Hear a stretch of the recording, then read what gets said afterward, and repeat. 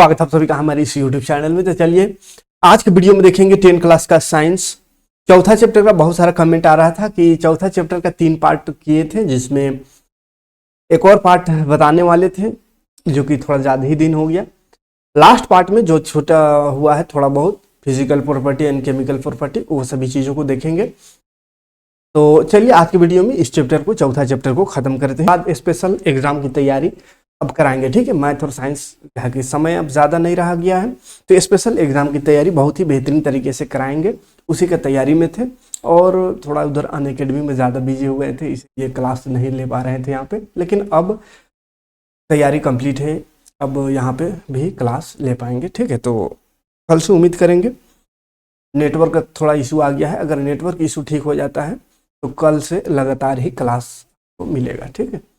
चलिए आज शुरू करते हैं ये चौथा चैप्टर 10 क्लास का केमिस्ट्री का, कार्बन और उसके यौगिक का चौथा पार्ट। तो देखिए इसमें यहाँ तक हो चुका था, देख लीजिए पढ़ाए हैं वो सब पूरा भी है, पहचान पढ़ाया हुआ का।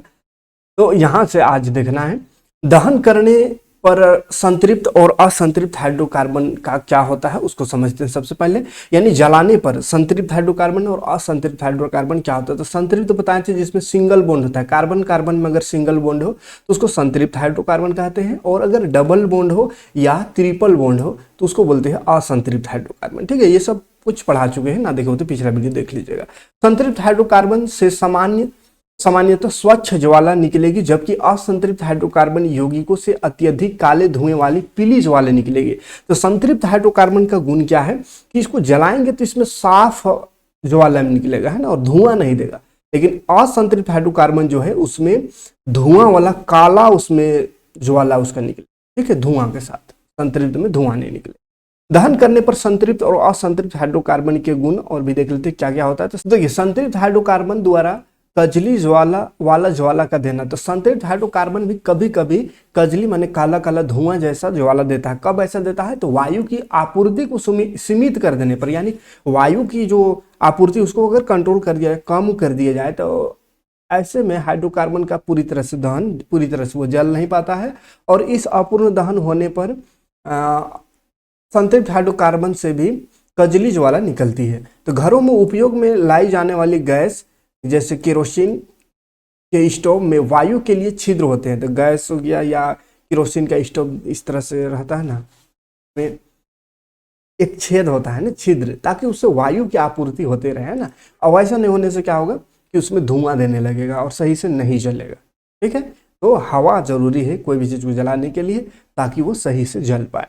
बर्तनों की तली पर काली पड़ जाती है, बर्तन का जैसे तली है वो काला पड़ जाता है, क्यों? तो गैस या स्टोव में भी खाना उना कुछ बना रहे हैं और बर्तन उसमें काला हो जा रहा है, इसका मतलब समझ में आता है कि स्टोव का जो वायु के लिए जो छेद रखा गया है वो छेद बंद है ना।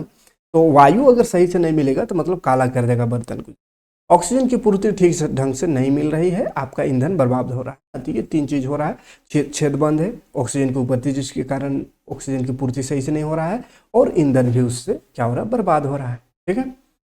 और ये नोट्स चाहिए तो नोट्स आपको बोल दिए हैं, पूरा नोट्स तैयार कर रहे हैं तो पूरा नोट्स बन चुका है, ठीक है, पूरा नोट्स बन चुका है।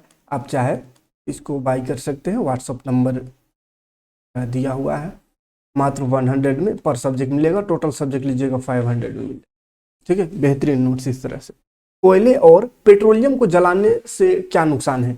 इसके दहन के फलस्वरूप सल्फर तथा नाइट्रोजन के ऑक्साइड का निर्माण होता है। तो सल्फर और नाइट्रोजन ऑक्साइड निकलता है कोयला पेट्रोलियम को जलाने से, जो कि पर्यावरण के प्रमुख प्रदूषक है, यानी पर्यावरण को प्रदूषित कर देता है। कोयले और पेट्रोलियम के अपूर्ण दहन से कजली वाला ज्वाला निकलती है, इसको सही से नहीं जलने पर इसमें काला काला ज्वाला निकलता है, जिससे कि बर्तन सब तो काला होगा ही, उसके साथ साथ प्रदूषण भी होता है। कार्बन और पेट्रोलियम के अपूर्ण दहन से कार्बन मोनोऑक्साइड नाम का एक खतरनाक प्रदूषण निकलता है, और इससे क्या होता है, एक गैस निकलता है जिसको बोलते हैं कार्बन मोनोऑक्साइड, जो कि बहुत ही खतरनाक गैस होता है इंसान के लिए। अगर वो फेफड़ा में चला जाए तो श्वसन को रोक देता है, और यहाँ इससे आदमी की मृत्यु तक भी हो सकती है, ठीक है। ये बहुत खतरनाक जहरीला गैस है, तो श्वसन को ही रोक देता है। सांस जो ऑक्सीजन पूरा शरीर में जाता है, तो ऑक्सीजन का जो सर्कुलेशन है उस सर्कुलेशन को ही रोक देता है और खुद चला जाता है ऑक्सीजन की जगह। कोयले और पेट्रोलियम का अपूर्ण दहन से क्या होगा, तो कोयले और पेट्रोलियम अपूर्ण दहन से कजली वाला ज्वाला निकलेगी, और कार्बन और पेट्रोलियम का अपूर्ण दहन से कार्बन मोनोऑक्साइड नाम का एक खतरनाक प्रदूषक निकलता है। ठीक है, ये तो बता चुके। कुछ ईंधनों का बिना ज्वाला के साथ जलने का कारण, जैसे कुछ कुछ ईंधन ऐसा है जिसमें ज्वाला नहीं निकलता है, बिना ज्वाला का जलता है। अंगीठी में जलने वाला कोयला या तारकोल कभी कभी लाल रंग के समान उच्च ज्वाला होता है तथा बिना ज्वाला को ऊष्मा देता है। जैसे कोयला वैसे ज्वाला नहीं देता है ना, दहकता नहीं, बस वो लाल हो जाता है।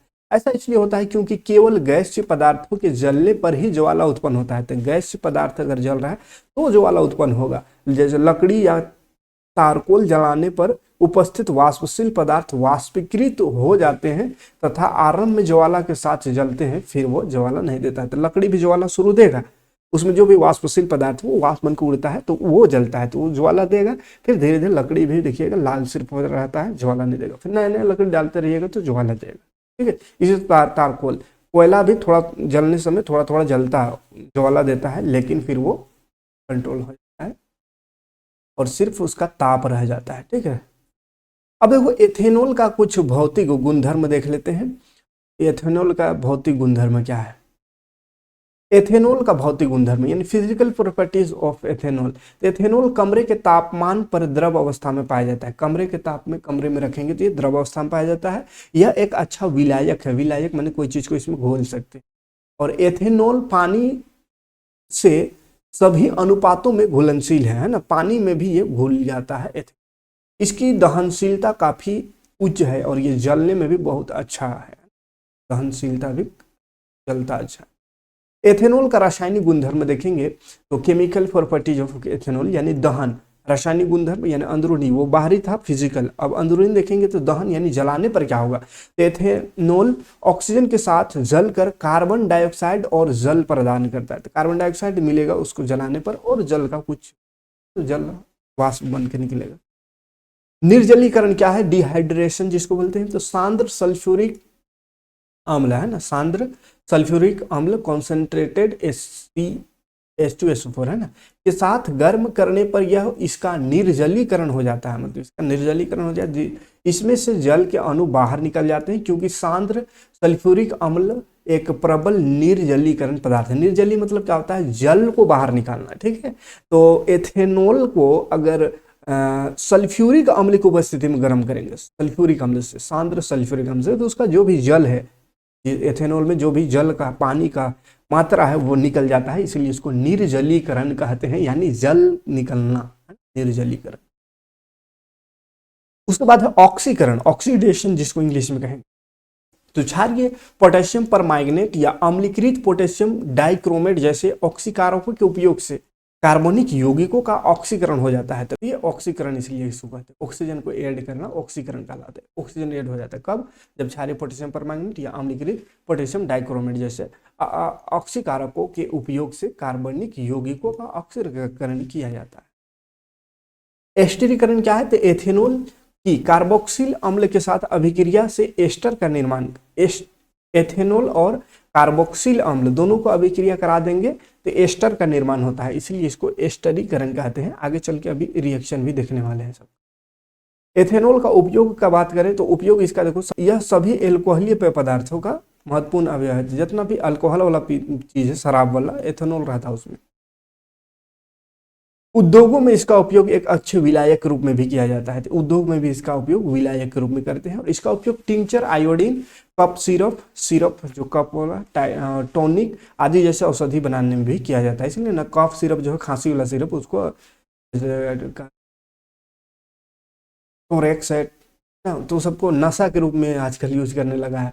इसमें एथेनॉल होता है, नशीली जो कि होता है, इसीलिए नशा के रूप में नशेड़ियन यूज कर रहा है। औद्योगिक मिथाइलेटेड स्पिरिट बनाने के लिए है ना, स्पिरिट बनाने करते हैं और इसको जलाने पर कार्बन डाइऑक्साइड और जल देता है, इसलिए इसका उपयोग एक ईंधन के रूप में भी हो सकता है। इसका ईंधन के रूप में भी उपयोग किया जा सकता है। नेक्स्ट देखेंगे तो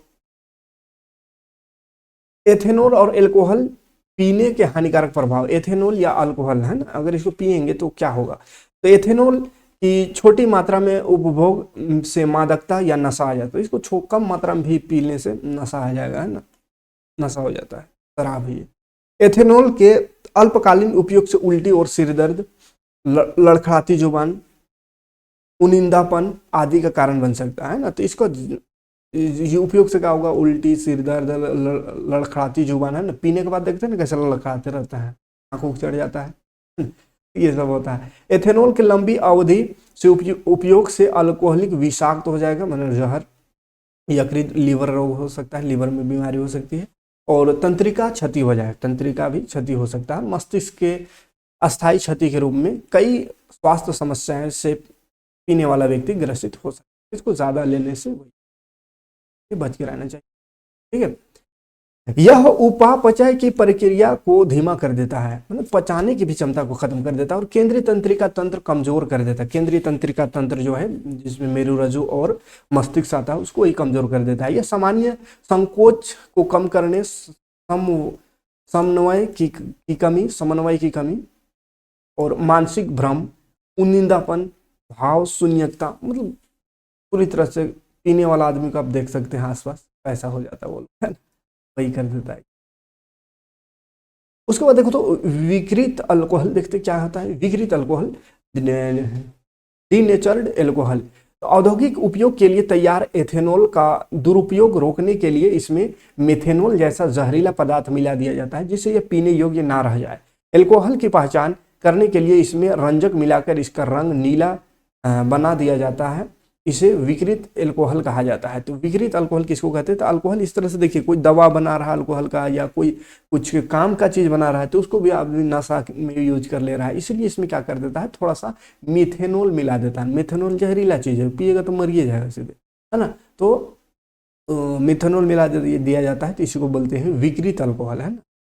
तो अल्कोहल का जो नशा चीज है उसको मार देता है, वो सीधे सुलाइए देता है हमेशा के लिए सुला देगा। एथेनॉल की अभिक्रिया, अब देखो अभिक्रिया इसका सोडियम के साथ अभिक्रिया देखेंगे, तो एल्कोहल सोडियम के साथ अभिक्रिया करने पर हाइड्रोजन गैस निकालता है और एक अन्य पदार्थ सोडियम एथोक्साइड का निर्माण करता है ना। इस अभिक्रिया का समीकरण इस प्रकार से है, जैसे सोडियम को किससे अभिक्रिया, एथेनॉल से, CH3CH2OH है। ये कौन सा एथेनॉल है, कौन सा अल्कोहल है, तो एथेनॉल है। क्यों एथेनॉल है, तो 2 कार्बन है इसलिए एथेनॉल, 1 रहने से मेथेनॉल, 3 रहने से प्रोपेनॉल, 4 रहने से ब्यूटेनॉल, ये सब चीज को, ठीक है। इसको जब एथेनॉल को सोडियम से विक्रिया कराएंगे तो यहाँ पे देखो एगो H हट जाएगा, ऑक्सीजन OH जो है उससे H हट जाएगा, और यहाँ पे Na जुड़ जाता है इससे, ठीक है, जिसको सोडियम एथोक्साइड कहते हैं, सोडियम एथोक्साइड। फिर असंतृप्त हाइड्रोकार्बन प्राप्त करने के लिए अभिक्रिया क्या होता है, तो उसको देख लेते हैं। तो असंतृप्त हाइड्रोकार्बन प्राप्त करने के लिए अभिक्रिया देखिए, 443 केल्विन तापमान पर एथेनॉल को अधिक सांद्र सल्फ्यूरिक अम्ल, कॉन्सेंट्रेटेड H2SO4 के साथ गर्म करने पर एथेनॉल का निर्जलीकरण होकर एथीन बन जाता है। तो एथेनॉल को ही अगर हम गर्म करेंगे कॉन्सेंट्रेटेड H2SO4 दे करके, तो ये क्या हो जाएगा, अल्कोहल वहां से हट जाएगा और डबल बॉन्ड के साथ एथीन बन जाएगा, एथीन, और अल्कोहल का जो OH है वो इधर H2O बना लेगा, पानी बना लेगा, ठीक है, मतलब अल्कोहल खत्म हो जाएगा। इसको बोलते हैं निर्जलीकरण हो जाता है, किसका, एथेनॉल का। एथेनॉल का निर्माण, एथेनॉल से पानी निकल जाता है और जो उसका गुण है अल्कोहल का वो खत्म, ये बन जाता है एथेनोइक अम्ल। आप देखते हैं ये एथेनॉल था, एथेनोइक अम्ल को देखते हैं CH3COOH, ये एथेनोइक अम्ल का सूत्र है। एथेनोइक अम्ल को सामान्यतः एसिटिक अम्ल भी कहा जाता है, क्या, एसिटिक अम्ल, एसिटिक एसिड, तथा यह कार्बोक्सिल अम्ल समूह से संबंधित है। कार्बोक्सिल अम्ल से संबंधित है, ये बता पहले। कार्बोक्सिल एसिटिक अम्ल में 3 से 5% विलियन को सिरका कहा जाता है। एसिटिक अम्ल के 3 से 4% विलियन को क्या कहते हैं, सिरका कहते हैं, और इसका अचार में परिरक्षक के रूप में इस्तेमाल किया जाता है, अचार में इसका उपयोग करते हैं। और शुद्ध एथेनोइक अम्ल का गलनांक जो होता है 290 केल्विन होता है, और इसलिए ठंडी जलवायु में, शीत के दिनों में यह जम जाता है, ठंडा में क्या होगा, बर्फ बन जाता, जम जाता है। इस कारण इसे ग्लेशियर एसिटिक अम्ल कहते हैं, जिसको ग्लेशियल एसिटिक अम्ल भी कहते हैं। ग्लेशियल मतलब बर्फ, ग्लेशियर में बर्फ पूरा है, तो ग्लेशियल एसिटिक अम्ल क्यों कहते हैं, क्योंकि इस पे ये बर्फ जम जाता है ठंडे के दिन में, ठीक है। एथेनोइक अम्ल का गुण का अगर बात करें, इसका प्रॉपर्टीज का, प्रॉपर्टी, इसका प्रॉपर्टीज ऑफ एथेनोइक एसिड, इसकी प्रकृति अम्लीय होता है और एथेनोइक अम्ल एक गंधहीन पदार्थ है, गंध इसका नहीं होता है और एथेनोइक अम्ल का गलनांक 290 केल्विन होता है। ठीक, एथेनोइक अम्ल की ये फिजिकल प्रॉपर्टी है। अब इसका उपयोग देखते हैं, उपयोग देखेंगे उसके बाद केमिकल प्रॉपर्टी। उपयोग देखो, एथेनोइक अम्ल का उपयोग निम्नलिखित है। अचारों के परिरक्षण के लिए इसका उपयोग सिरका के रूप में किया जाता है, जो बता चुके इससे पहले। इसका उपयोग लेबोरेटरी अभिकर्मक के रूप में भी किया जाता है, लेबोरेटरी सब में किया जाता है इसका उपयोग। और सफेद शीशे के निर्माण में इसका उपयोग किया जाता है, शीशा देखे ना निर्माण में ना, और रियोन रेशों के निर्माण में भी इसका उपयोग किया जाता है। और एसिटिक अम्ल रबड़ के निर्माण में एक स्कंदन यानी जमाने वाला के रूप में उपयोग किया जाता है, रबर का निर्माण में भी मतलब इसका उपयोग होता है। इसका उपयोग एक विलायक के रूप में भी होता है। ठीक है, तो ये इसका उपयोग हो गया। अब इसका थोड़ा रिएक्शन देख लेते हैं, यानी केमिकल प्रॉपर्टी कह सकते हैं इसको। एस्टरीकरण इसका एक रिएक्शन है, जैसे एस्टरीकरण। एस्टर मुख्य रूप से अम्ल एवं एल्कोहल की अभिक्रिया से निर्मित होती है। एथेनोइक अम्ल किसी अम्ल उत्प्रेरक की उपस्थिति में परिशुद्ध एथेनॉल से अभिक्रिया करके एस्टर बनाता है। एस्टर कैसे बनता है? एथेनोइक अम्ल से बनता है। एथेनोइक अम्ल में एसिड से अगर अभिक्रिया करा देंगे, एथेनोइक अम्ल और एथेनॉल दोनों को अभिक्रिया करा देंगे एसिड अम्ल की उपस्थिति में, है ना। यहाँ से यहाँ तक देखिए एथेनोइक एसिड है यानी एथेनोइक अम्ल, और अगला जो CH3 CH2OH दिख रहा है एथेनॉल है, अल्कोहल। ये दोनों को अभिक्रिया करा दो एसिड की उपस्थिति में, तो क्या हो जाएगा? बीच में एक ऑक्सीजन इधर आ जाएगा। इस तरह का एक संरचना जो होता है जिसमें एक डबल बॉन्ड के साथ ऑक्सीजन और एक सिंगल बॉन्ड के साथ लाइन में ऑक्सीजन, इस तरह के संरचना को एस्टर कहते हैं। ठीक है, दोनों तरफ कार्बन का ग्रुप रहेगा और बीच में ये CO और नीचे O डबल बॉन्ड, इसको एस्टर कहते हैं। एस्टर का निर्माण होता है। ये एस्टर क्या है और इसका उपयोग क्या है उसको देख लेते हैं। एस्टर एथेनॉल और एथेनोइक अम्ल के आपसी अभिक्रिया से बनने वाला एक यौगिक है, दोनों को मिलाने से जो बना।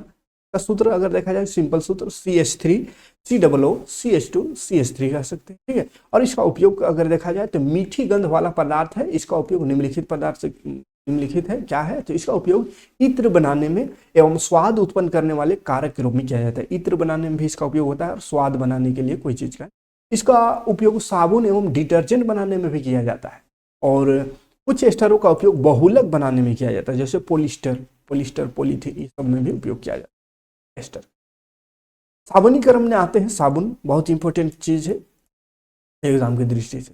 सोपोनिफिकेशन, अम्ल या क्षारक की उपस्थिति में एस्टर से पुनः एथेनॉल एवं एथेनोइक अम्ल बनाने की प्रक्रिया को साबुनीकरण कहते हैं। अभी जो एस्टर बना उससे अम्लीय क्षारक उपस्थिति में इसको रिएक्शन कराएंगे और फिर से बदल देंगे जिससे ये आया था किससे? एथेनोइक अम्ल या एथेनॉल से। तो फिर से अगर वापस कर दे तो इसको साबुनीकरण कहते हैं। क्यों? तो एस्टर का उपयोग साबुन बनाने में भी किया जाता है। इस अभिक्रिया का उपयोग साबुन बनाने में। ऐसे देखो, साबुनीकरण अभिक्रिया समीकरण, ये एस्टर हो गया। इसमें NaOH सोडियम हाइड्रोक्साइड, ये क्या? सोडियम हाइड्रोक्साइड क्षारक, इससे अभिक्रिया कराए, देखो टूट गया। एथेनॉल अलग और एथेनोइक एसिड अलग, जो कि था पहले, यही दोनों अभिक्रिया किया था एसिड से तो बन गया था एस्टर, लेकिन अब क्षारक से करा दिए बेस से, ठीक है, फिर से टूट गया। अब देखो क्षारक के साथ अभिक्रिया, खनिज अम्ल की भांति एथेनोइक अम्ल सोडियम हाइड्रोक्साइड जैसे क्षारक के साथ अभिक्रिया करके लवण यानी सोडियम एथेनोएट और सोडियम एसीटेट तथा जल बनाता है, जो कि इससे पहले भी देखे थे। सोडियम हाइड्रोक्साइड को इससे अभिक्रिया कराएंगे CH3COH एथेनोइक अम्ल से, ये सोडियम एथेनोएट बन जाता है। ठीक है, कार्बोनेट एवं हाइड्रोकार्बोनेट के साथ अगर अभिक्रिया कराया जाए इसको तो क्या होगा, तो देख लेते हैं क्या होता है। अगर एथेनोइक अम्ल को कार्बोनेट और हाइड्रोजन कार्बोनेट के साथ अभिक्रिया कराया जाए तो लवण, कार्बन डाइऑक्साइड एवं जल बनता है। इस अभिक्रिया में उत्पन्न लवण को सोडियम एसीटेट कहते हैं। इसमें जो लवण उत्पन्न होता है उसको सोडियम एसीटेट। रिएक्शन बहुत इंपॉर्टेंट, याद रखिएगा। जैसे यहाँ पे ये एथेनोइक अम्ल है बाबू और ये Na2CO3 सोडियम कार्बोनेट है। अब इसको अभिक्रिया कराओ तो फिर से Na लास्ट में ऐड हो जाएगा, NaCH3COO H2O अलग, कार्बन डाइऑक्साइड अलग। फिर इसको अभिक्रिया करा दो NaH यानी सोडियम हाइड्रोजन कार्बोनेट से, तो इसमें भी Na लास्ट में। तो आ जाते हैं यहाँ पे साबुन और डिटर्जेंट क्या है।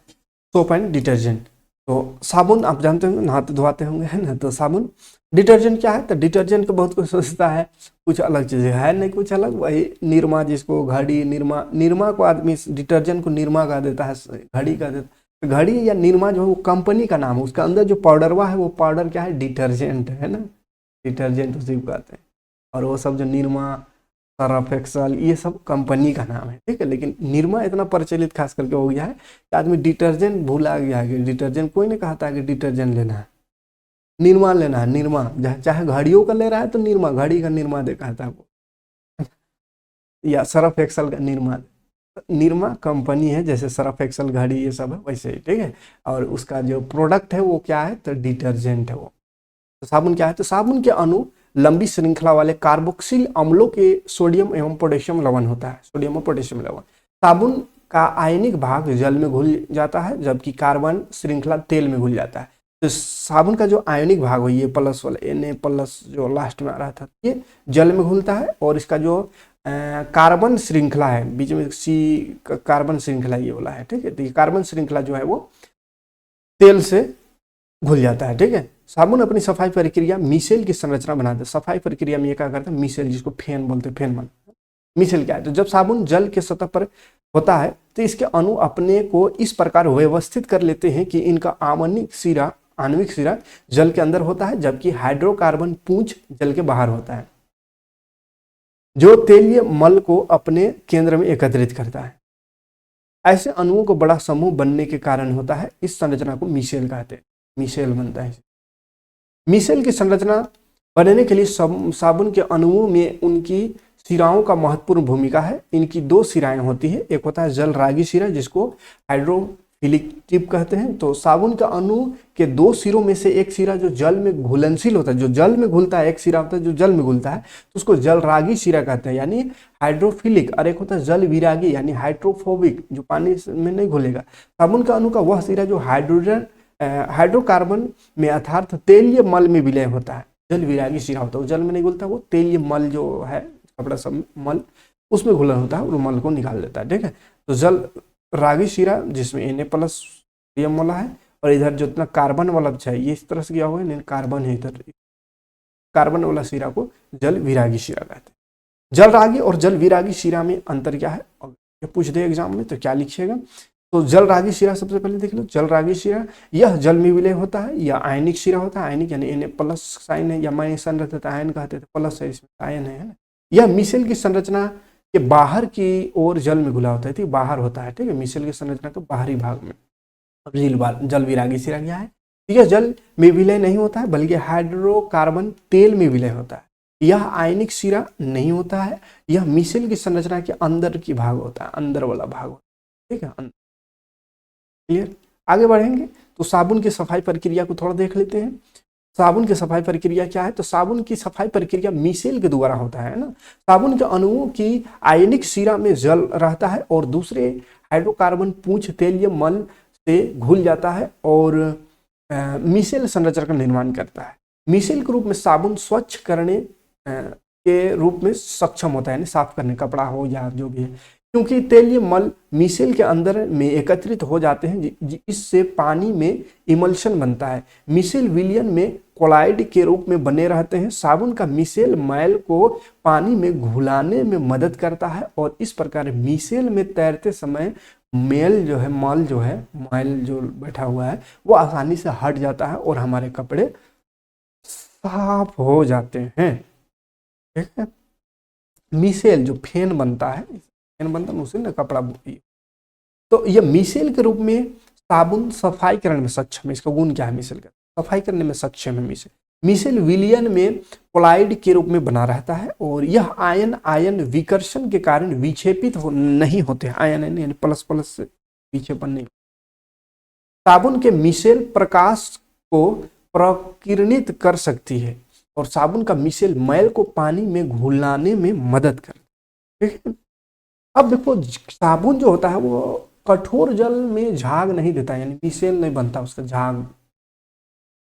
तो साबुन कठोर जल में झाग नहीं बनता, क्यों, तो जब हम कठोर जल के साथ जब हम कठोर जल में है ना, में साबुन के साथ धोते हैं तो देखते हैं कि झाग बड़ी मुश्किल से बन रही है ना, रगड़ते रहिए, झाग नहीं बनता है।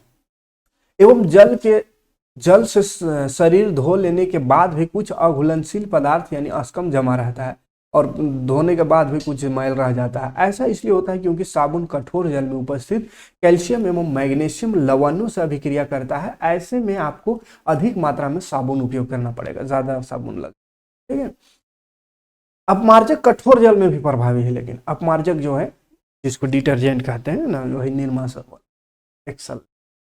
अपमार्जक लंबी कार्बोक्सिल अम्ल श्रृंखला की अमोनियम एवं सल्फोनेट लवण होते हैं। इन यौगिकों का अवशोषित सीरा कठोर जल में उपस्थित कैल्शियम एवं मैग्नीशियम आयनों के साथ घुलनशील पदार्थ नहीं बनाते हैं। इस प्रकार वो कठोर जल में प्रभावी मतलब कठोर जल में भी घुलता है, क्योंकि इसमें जो पानी में जो कैल्शियम और मैग्नीशियम है इससे ये रिएक्शन नहीं करता, ठीक है, घुलनशील पदार्थ उससे नहीं बनाता है, क्योंकि इसका श्रृंखला थोड़ा लंबा होता है। साबुन एवं अपमार्जक में अंतर क्या है, अगर लिखने को आ जाए तो difference between soap and detergent देख लीजिए। साबुन एक लंबी श्रृंखला वाली कार्बोक्सिल अम्लों के सोडियम और पोटेशियम लवण होता है।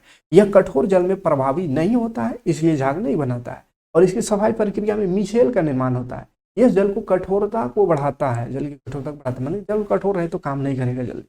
अपमार्जक लंबी कार्बोक्सिल अम्ल अमोनियम एवं सल्फोनेट लवण है, ये मेन इंपॉर्टेंट याद रखिएगा, अंतर है ना। ये क्या था, साबुन जो है सोडियम और पोटेशियम का लवण है, लेकिन अपमार्जक अमोनियम और सल्फोनेट का लवण है, ठीक है। यह कठोर जल में भी प्रभावी है और झाग देता है, यानी काम करता है, ठीक है। इसकी सफाई प्रक्रिया में मिशेल का निर्माण नहीं होता है, यह जल की कठोरता को कम कर देता है, ठीक है। तो ये था ये चैप्टर यहीं पे समाप्त होता है। 4 वीडियो लगा, 4 क्लास लेना पड़ा इस चैप्टर पर, तो उम्मीद करेंगे चैप्टर समझ में आया होगा। फिर से एक बार हम मैथ और साइंस का अब अलग तरीके से उसका फॉर्मेट तैयार किए हैं, शॉर्ट फॉर्मेट, जिससे कि पूरा रिवीजन हो आपका और बोर्ड एग्जाम में 90+ मार्क्स आवे, तो उसका तैयारी कर रहे हैं जोरों शोर से। तो अब चैनल पर जुड़ जाइएगा, अब लगातार ही वीडियो देने की कोशिश रहेगी और अच्छे से एग्जाम की तैयारी करेंगे, ठीक है। अब देखिए क्वेश्चन आंसर पूरा यहाँ पे दिया हुआ, जितना भी बुक में क्वेश्चन, जितना बाहर क्वेश्चन है, इधर उधर का जितना क्वेश्चन है, सब क्वेश्चन दिया हुआ है, इसीलिए नोट्स बार बार बोल रहे हैं। बस गुरु दक्षिणा समझिए 100 में आपको मिल जाएगा नोट्स, एक सब्जेक्ट है, और 500 दे दीजिए जिसमें आपको नोट्स भी है, और पढ़ा तो फ्री रहे। तो इतना सा अगर आप मेरे लिए नहीं कर सकते फिर इतना सा उम्मीद जरूर करेंगे, ठीक है। क्योंकि 500 रुपीज़ आपको पे कीजिए ताकि मेरा भी पेट चले और नोट्स आपको मिल जाए। नोट्स खरीदिए, नोट्स रहेगा तो आप अच्छे से पढ़ाई कर सकते हैं, ठीक है। ये व्हाट्सअप नंबर है, इस पर मैसेज कर सकते हैं अगर नोट्स चाहिए तो, ठीक। मात्र 500 में आपको लाइफ टाइम के लिए नोट्स मिल जाएगा और पूरा तैयारी आपको करा ही रहे। मेरे जो स्टूडेंट हैं प्रॉपर, उनसे उम्मीद करेंगे कि वो ज़रूर लें, ताकि हम चाहते हैं उनका रिजल्ट बेहतर हो सभी का। अगर रिजल्ट बेहतर करना है तो नोट्स बहुत ज़रूरी है, ठीक है। क्या कि आप लोग, चलिए मिलते हैं नेक्स्ट वीडियो में मैथ का क्लास लेकर के और बाकी क्लास। Thanks for watching.